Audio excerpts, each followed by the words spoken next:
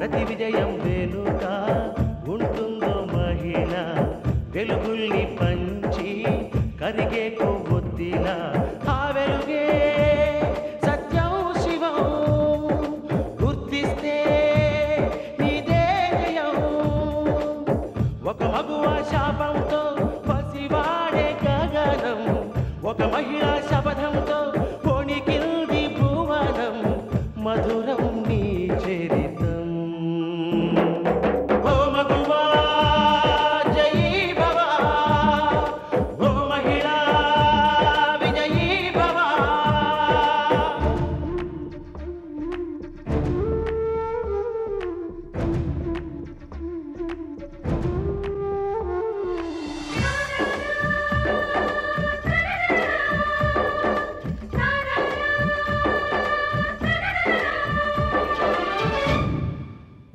మాటతో ఒక్కనాటికి రాదు రాదు జయము చిత్తశుద్ధితో చెమట ఓడ్చితే అందదా విజయము పిడుగురాలిన అడుగు ముందుకు వేయుటే ధైర్యము మనసు చూపిన మార్గ మొదలక సాగని పయనము అంతులేనిది నీ సహనము సాటి లేనిది నీ త్యాగము బతుకు బాటలో మలుపు మలుపున ఎన్ని ఆటుపోటులో గెలుపే నీ ధ్యేయం సాహసమే నీ ఆయుధం సాధించే నీ ఆశయం సాహసమే నీ ఆయుధం సాధించే నీ ఆశయం. చూడండి, మిమ్మల్ని తప్పించాలన్న ఆలోచన ధర్మారావుకి రాలేదు. ఇందు ఆయన బ్రెయిన్ వాష్ చేయడం వల్లే ఆయన ఆలోచనలో పడ్డాడు. ఇందు వాదన్ని ఖండిస్తూ నేను మిమ్మల్ని సమర్థించుకుంటూ వచ్చాను. నేను ఆ ఇంట్లో ఉన్నంత వరకు మీకెటువంటి ఆపద రాదు. ఆ నమ్మకం మాకుందమ్మా. కానీ రేపు పవిత్ర మరణానికి మేమే కారకులమని నింద మా మీద పడితే ఆ ధర్మారావు ఊరుకుంటాడా? పవిత్రన్ని మీరు గాని మీ కొడుకు గాని హత్య చేశారా? లేదు. మరి ఆ నింద మీ మీద ఎందుకు పడుతుంది? ఏ నాటికి ఆ నింద మీ మీద పడదు. అంటే వేరే వాళ్ళు ఎవరినన్నా పురమాయించి పవిత్ర నువ్వే హత్య చేయించావా?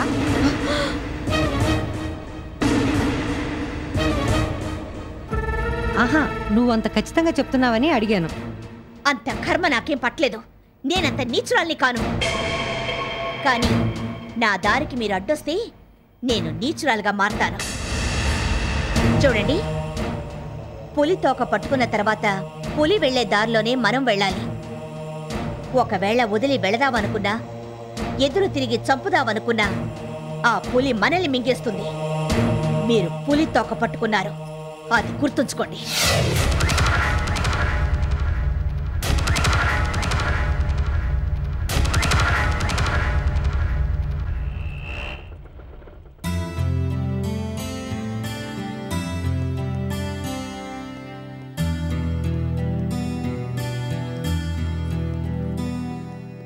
Good morning inspector sir.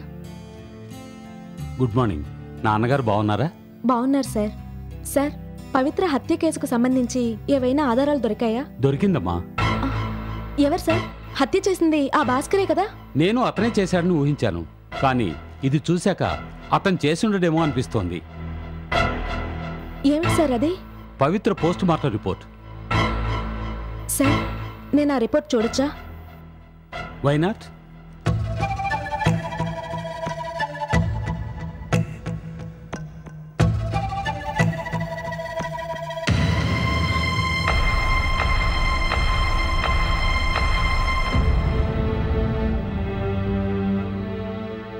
ఈ ఆధారంతో హంతకుని త్వరలోనే పట్టుకోవచ్చు.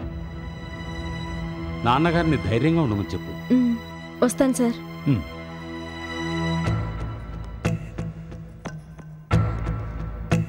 Good morning sir.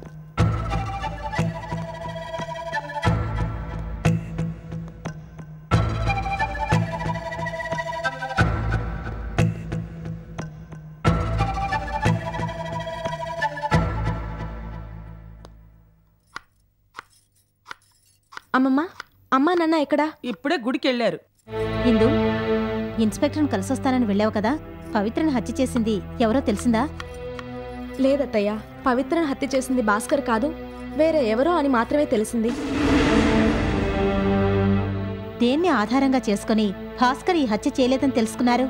హత్య చేసిన వాడు ఆవేశంలో ఒక తప్పు చేశాడు. దాని ఆధారంగా హంతకుడు భాస్కర్ కాదని తేలిపోయింది. భాస్కర్ హంతకుడు కాదని చెప్పావు సరే, మరి హంతకుడు ఎవరు, ఎలా కనిపెడతారు? హంతకుడు తనే హత్య చేశాననే ఆధారాన్ని వదిలి వెళ్ళిపోయాడు. హత్య చేసిన వాడు పట్టుబడితే ఈ హత్య నేను చేయలేదు, వాడు చేశాడు, వీడు చేశాడని ఎవరి మీద నేరం మోపి తప్పించుకోవడానికి సాధ్యం కాదు. అటువంటి ఆధారాన్ని వదిలి వెళ్ళిపోయాడు. త్వరలోనే పోలీసులకు పట్టుబడతాడు. వాడు గనక దొరికితే వాడు డొక్క చింపి డోలు కట్టి అది వాయిస్తూ వీధి వీధి తిరిగి నా అల్లుడు ఏ తప్పు చేయలేదని దండోర వేసేస్తాను. పోలీసుల దెబ్బలకే వాడు హరీమంటాడు. ఇంక నువ్వు డొక్క చించి డోలెలా కొట్టగలవు? పవిత్రని హత్య చేయడమే కాకుండా ఆ నేరాన్ని మా అన్నయ్య మీద మోపి అవమానించిన వాణ్ణి నడి రోడ్లో నిలబెట్టి సజీవ దహనం చేస్తేనే గాని నా మనసు చల్లబడదా.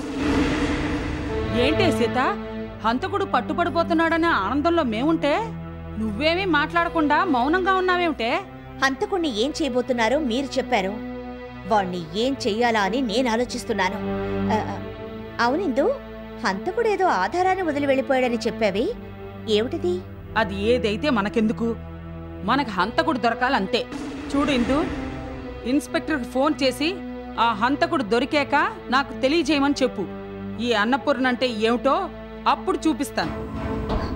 అదేంటి బామ్మా, నీకు మాత్రమే తెలియజేయమంటున్నావు? నీకున్న బాధ పౌరుషం నాకు లేవా? చూడిందు, వాడు దొరికితే ముందుగా నాకు తెలియజేయమని చెప్పు. వాడు వదిలి వెళ్ళిన ఆధారంతో వాణ్ణి చీరేస్తాను. సీత, హంతకుడు వదిలి వెళ్లిన ఆధారంతో వాణ్ణి జైల్లో తోయించగలం తప్ప నువ్వు చెప్పినట్టు చీరెయ్యడం కుదరదు. ఇంతకీ ఏమిటి ఆధారం?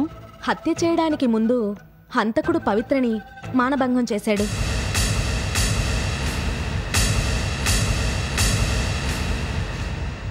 అవునిందు, హత్య చేయడానికి ముందు భాస్కరే పవిత్ర మీద అత్యాచారం చేసుండొచ్చు కదా. అటువంటప్పుడు భాస్కర్ హంతకుడు కాదని ఎలా నిర్ణయించారు? అత్తయ్య, పవిత్ర భాస్కర్కి భార్య. అదీ కాక పవిత్రంటే అతనికిష్టం లేదు. అటువంటప్పుడు అతనెందుకు తన భార్య మీద అత్యాచారం చేస్తాడు? అంటే ఇంకెవరో పవిత్ర మీద అత్యాచారం చేసి హత్య చేశారనేగా అర్థం.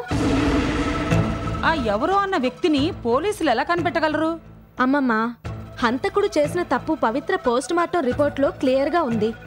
ఇంజనీర్కి, పవిత్రకి లేక మనకి బాగా తెలిసిన వ్యక్తే ఈ హత్య చేసుండొచ్చని పోలీసులు అనుమానించి ఒక్కొక్కరిని తీసుకెళ్లి 4 లాఠీ దెబ్బలు తగిలిస్తే నిజం దానంతట అదే బయటికొస్తుంది.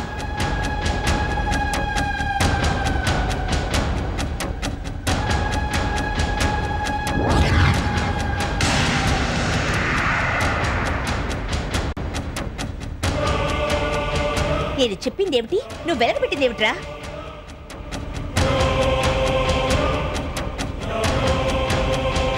పవిత్రను కిడ్నాప్ చేసి 2 రోజులు దాచమని చెప్తే నువ్వు అత్యాచారం చేసి హత్య చేస్తావా?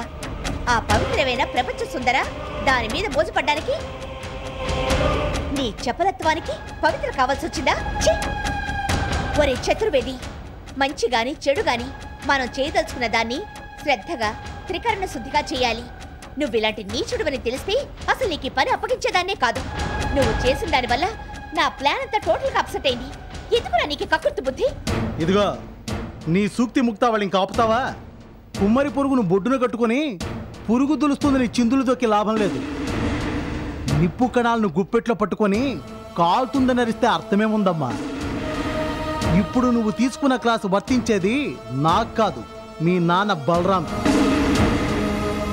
కక్కుర్తి బుద్ధి, పంది బుద్ధి, గట్టిగా మాట్లాడితే కుక్క బుద్ధి కూడా నిన్ను కన్న మీ నాన్నది.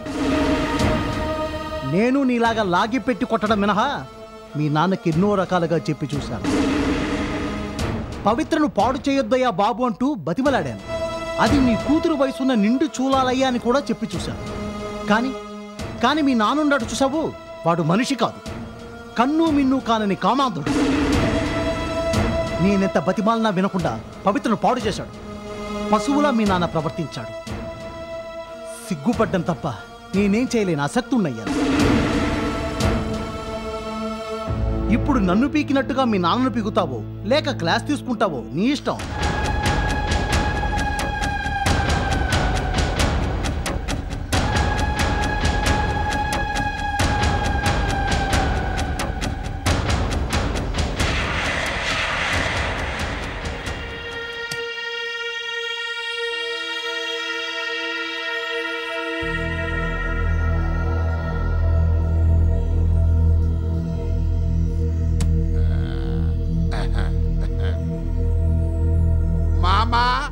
దుదరాశ సార్వభౌమ పదువురుండగానే నా పలుకులు ఆలకింపుము.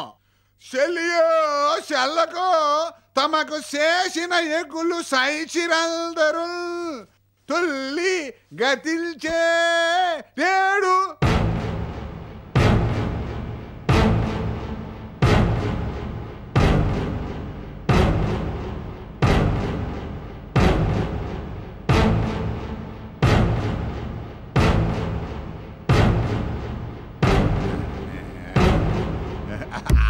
అమ్మ సీత, ఏం లేదమ్మా. ఆ పవిత్ర విషయంలో ధర్మారావు గారిని పోలీసులు బలవంతంగా లాకెళ్ళేట్టుగా చేశావుగా. ఆనందం తడోలేక ఇవాళ కూడా గుర్రం ఎక్కానమ్మా. అబద్ధం ఎందుకు చెప్పాలి? అంతా కలితీశారు కదా, ఇంతే వేసానమ్మా. ఎక్కువైపోయింది. ఏడమ్మా కోపంగా ఉన్నట్టున్నావు? ఎవరి మీద? తాళి కట్టిన భార్య ఉండగా పరాయి ఆడదాని మీద వ్యామోహం పడేవాళ్ల మీద.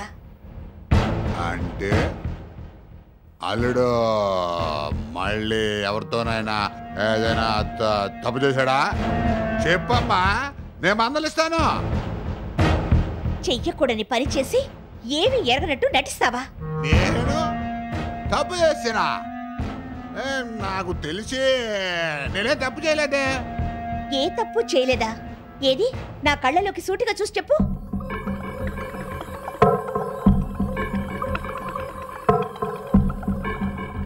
మనిషి అన్నాక కాస్త బుద్ధి జ్ఞానం ఉండాలి. సమయ సందర్భాలు తెలిసి ప్రవర్తించాలి. చిన్న అజాగ్రత్త గొప్ప కీడుకు కారణమవుతుంది. పరిస్థితులు మనిషిని సృష్టించవు, మనిషే పరిస్థితుల్ని సృష్టిస్తాడు. మన ప్రయత్నాలన్నీ బూడిదలో పోసిన పన్నీరు కావడానికి కారణం నువ్వే. నేను నీకేం చెప్పాను? మూడో కంటికి తెలియకుండా 2 రోజులు పవిత్రని దాచమని చెప్పానా లేదా? చెప్పినట్టుగానే దాచిపెట్టడానికి ప్లాన్ చేసాం. అనుకోకుండా చచ్చిపోయింది. ఆ నేరం ధర్మారావు మీదకి రావాలని ఇక్కడ తీసుకొచ్చి పాతి పెట్టాం. మహా గొప్ప పని చేసావు. కానీ పవిత్రని దాచమని చెప్తే దాన్ని పాడు చేస్తావా? చేసావా లేదా? అది ఏంటి అది ఇది? కొన్ని క్షణాల సుఖం కోసం కక్కుర్తి పడ్డావన్నమాట. నీ క్షణికావేశం మన జీవితాలకి ఎఫెక్ట్ కాబోతోంది. పరిస్థితిని అర్థం చేసుకోకుండా కీచుకుళ్ళ ప్రవర్తిస్తావా? పగా ప్రతీకారాలు ఉన్నవాడికి కోరికలు ఉండకూడదు. మనం ఒక పని చేయాలనుకున్నప్పుడు సుఖ సంతోషాల్ని మర్చిపోవాలి. అవసరమైతే వాటిని త్యాగం చేయాలి. కేవలం నీ వల్ల, నేను నీకిచ్చిన మాట వల్ల నా బ్రతుకుని త్యాగం చేశాను. పగా ప్రతీకారాల్ని ఉక్కు పాలతో నాకు రంగరించి పోసావు. ఎందుకు చేశావు? నీకిచ్చిన మాట కోసమే ఆ తాగుబోతు వాణ్ణి కట్టుకున్నాను. ఒక ఆడపిల్ల కోరుకునే అచ్చట ముచ్చట వదులుకున్నాను. సుఖ సంతోషాలన్న మాట మర్చిపోయాను. విషకన్యలా నీ చేత ఎక్కుపెట్టిన బాణానయ్యాను. ఒక్కొక్క సమస్యను ఒక్కో రకంగా తెగ నరుక్కుంటూ వస్తూ మనం అనుకున్న గోల్ని రీచ్ కావాలనుకున్నాను. అంతా పాడు చేశావు. వినడంలో మనిషి తొందరపడాలి, మాట్లాడడంలో జాగ్రత్త పడాలి, ఆచరించడంలో నిగ్రహం పాటించాలి. పనులు ప్రయత్నాల వల్ల సిద్ధిస్తాయి గాని కోరికల వల్ల కాదు. నువ్వు చేసిన తొందరపాటు పని వల్ల మొత్తం మన ప్లాన్ అప్సెట్ అయింది. ధర్మారావుని కేసులో ఇరికించడానికి బదులు మనం ఇరుక్కునే పరిస్థితి వచ్చింది.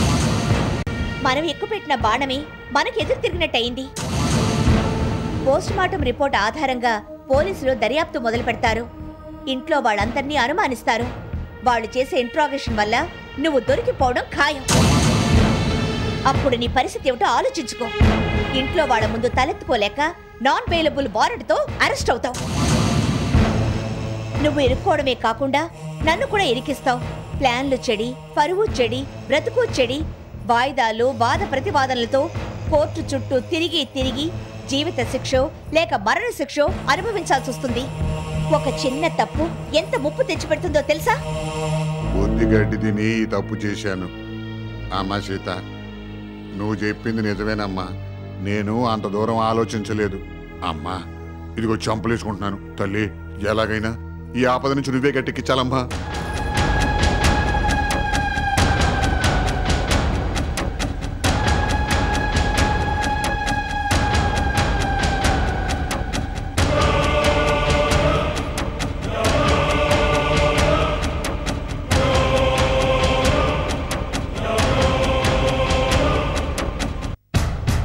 నేను అప్పుడే చెప్పాను సార్, కానీ మీరు ఇన్స్పెక్టర్ గారు నా మాటలు వెళ్ళలేదు.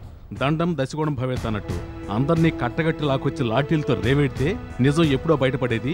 ఈ పాటికి హంతకుడికి శిక్ష కూడా పడేది. ఇప్పుడేమైంది? ఇంతవరకు కేసు తేలలేదు, హంతకుడు ఆచూకీ తెలియలేదు. మీరు అన్నాడు సార్, ఓన్లీ 1 అవర్, ఒకే 1 గంటలో నిజాన్ని కక్కిస్తాను. ఉడుకు రక్తం అలాగే అనిపిస్తుంది. పిడికి బియ్యానికి ఒకటే మంత్రం అన్నట్టు అన్ని వేళలా ఆవేశం పనికిరాదయ్యా. కాస్తంత తెలివితేటలు ఉపయోగించాలి. ఇన్స్పెక్టర్, నువ్వేమంటావు? సార్, ఈ కేసుని అరటి పండ్లో సూది గుచ్చినట్టుగా సున్నితంగా డీల్ చేయాలి సార్. సార్, మీరు ఎన్నైనా చెప్పండి, దీనికి నేను ఓటు వేయలేను. మనకు కావలసింది డిస్కషన్ కాదు, డెసిషన్. సార్, పవిత్ర అత్యాచారానికి గురై హత్య చేయబడినట్టుగా పోస్ట్ మార్టం రిపోర్ట్ చెప్తోంది సార్. హంతకుణ్ణి గుర్తించాలంటే మనం ఓ పని చేయాలి సార్. ఏమిటది? మన కానిస్టేబుల్స్ని మలేరియా వర్కర్స్ వేషాల్లో పంపించి ధర్మారావు, ఇంజనీర్ సుందరం ఫ్యామిలీ మెంబర్స్ రక్తాన్ని సేకరించి వాటిని ఫోరెన్సిక్ ల్యాబ్కు పంపిస్తే హంతకుడెవరో తేలిగ్గా గుర్తుపట్టచ్చు. Good idea, proceed.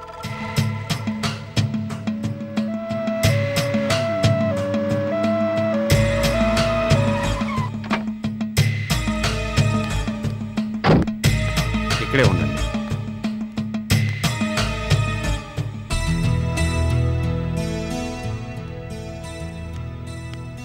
నమస్కారం సార్. నమస్కారం.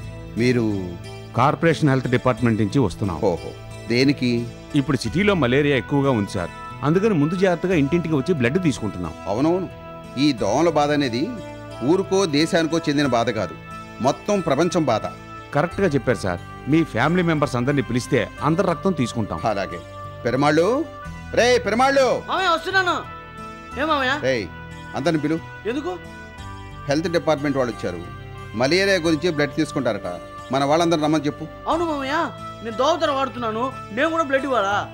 ఇవ్వడం మంచిదిరా, పిలు. అలాగే. బావలో బాలాజీ బాబా, వినోద్ బాబా, జయకృష్ణ బాబా, అనిత చెల్లి, మాలిని అక్క, సీత అక్క, అమ్మ, అత్తయ్య, నాన్న, నాన్నమ్మ, పనికి మాలి, బంగారు బాబు, అందరూ త్వరగా రండి. ఎందుకురా చెవు కోసిన మేకలు అట్టారుస్తావు? నేను అరగకపోతే నీ సారా మొత్తం దిగి వచ్చేవాడివా? ఎందుకు వచ్చావు చెప్పు. ఊరంతా మలేరియా ఉందని చెప్పి అందరికి రక్త పరీక్ష చేస్తున్నానంట. మన రక్తం తీసుకోవడానికి డాక్టర్ గారు వచ్చారు. వెళ్ళివో. ఒరే పిచ్చి సన్నాసి, మనం డైలీ స్పెషల్ టానిక్ వాడతాం కదా. ఈ మలేరియా గిలేరియా మన జోలికి రాబురా.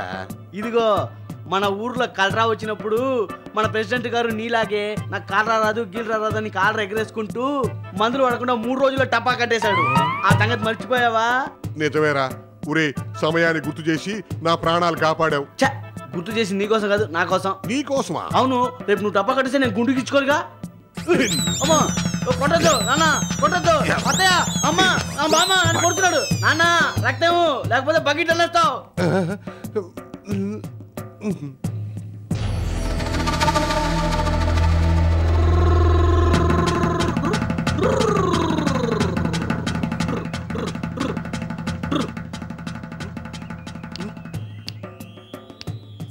ఏంటక్క ఇక్కడ ఒంటరిగా కూర్చొని ఆలోచిస్తున్నావు? ఈ లోకాన్నే మర్చిపోయినంతగా గాలిలో మేడలు కడుతున్నావా? అవును, నీకు ఆడపిల్ల పుట్టబోతోంది, నాకు మగపిల్లాడు పుట్టబోతున్నాడు. వాళ్ళిద్దరి పెళ్లి తిరుపతిలో చేద్దామా సింహాచలంలో చేద్దామా అని ఆలోచిస్తున్నాను. ఈ పిచ్చోడికి ఏం తెలుస్తుందని అబద్ధం చెప్తున్నావా? మొహం అద్దం లాంటిది. ఇప్పుడు నీ మొహం చూస్తుంటే పల్నాటి నాగమ్మలా ఉన్నావు.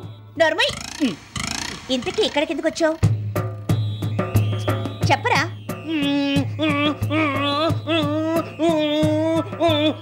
చెప్పు. నోరు మూసుకుని అలా చెప్పమంటావు? ఏడ్చేవులే గాని ముందు ఎందుకు వచ్చావో చెప్పు. ఇప్పుడు మహానగరంలో మలేరియా వ్యాధి వీరవిహారం చేస్తుందంట.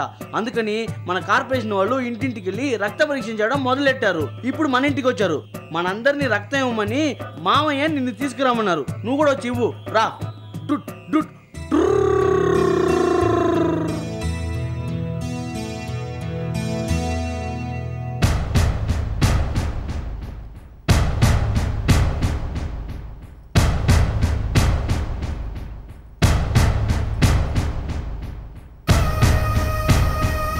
పోలీస్ జీపు ముందు ఎస్ఐ పచార్లు దేనికై ఉంటుంది?